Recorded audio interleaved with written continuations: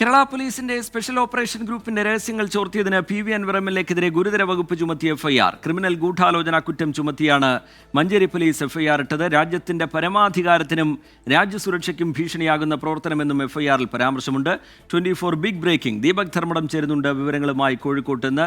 ദീപക്, മണിക്കൂറുകളുടെ ഇടവേളയിൽ വാർത്താ സമ്മേളനം നടത്തി സർക്കാരിനെതിരെ, മുഖ്യമന്ത്രിക്കെതിരെ അതിരൂക്ഷമായ വിമർശനം പി.വി. അൻവർ തുടരുന്ന സാഹചര്യം, പുതിയ പാർട്ടി പ്രഖ്യാപനം, അതിനുള്ള നീക്കങ്ങളൊക്കെ മറ്റൊരു വഴിക്ക് നടക്കുന്ന സാഹചര്യം, അതിനിടയിലുള്ള എഫ്ഐആർ, അതിനകത്തുള്ള പരാമർശങ്ങൾ, ഗുരുതരമായ വകുപ്പ് ചുമത്തിയിരിക്കുന്ന സാഹചര്യം, വിവരങ്ങൾ എന്താണ് ദീപക് ധർമ്മടം?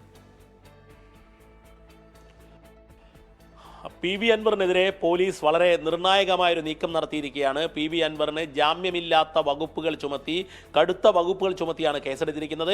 വളരെ നിർണായകമായ, സംസ്ഥാനത്തെ തന്നെ, രാജ്യത്തെ തന്നെ തന്ത്രപ്രധാനമായ സേനയാണ് കേരള പോലീസിന്റെ സ്പെഷ്യൽ ഓപ്പറേഷൻ ഗ്രൂപ്പ്. ആ SOGയുടെ രഹസ്യങ്ങൾ ചോർത്തി എന്ന സംഭവത്തിലാണ്, അതായത് SOG കമാൻഡന്റ് ആണ് ഫറാഷ് ടി ആണ് ഈ പരാതി നൽകിയിരിക്കുന്നത്. പരാതിയുടെ അടിസ്ഥാനത്തിൽ മഞ്ചേരി പോലീസാണ് എഫ്ഐആർ ഇട്ടിരിക്കുന്നത്.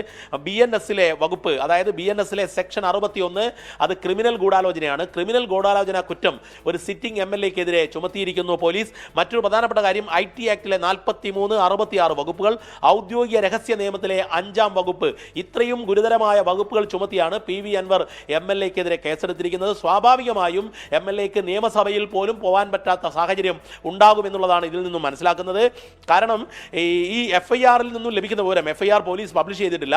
കാരണം ഇതിൽ രാജ്യദ്രോഹപരമായ കുറ്റമുണ്ട് എന്നുള്ളതും, രാജ്യത്തിന്റെ പരമാധികാരത്തിനെതിരെയും ദേശസുരക്ഷയ്ക്കെതിരെയും മറ്റാരൊക്കെയോ ചേർന്ന് ഗൂഢാലോചന നടത്തി എന്ന് പറയുന്നു. മാത്രവുമല്ല, തന്ത്രപ്രധാനമായ സേനയുടെ തന്ത്രപ്രധാനവും നിർണായകമായ വിവരങ്ങളാണ് ചോർത്തിയത് എന്നുകൂടി പറയുന്നു.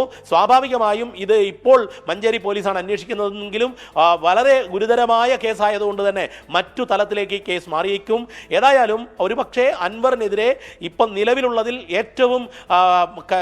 ഏറ്റവും ശക്തമായ വകുപ്പുകൾ, ഗുരുതരമായ വകുപ്പുകൾ ചുമത്തിയുള്ള കേസാണ് ഇപ്പോൾ മഞ്ചേരി പോലീസിന്റെ എഫ്ഐആറിൽ നിന്നും ലഭിക്കുന്ന വിവരങ്ങൾ.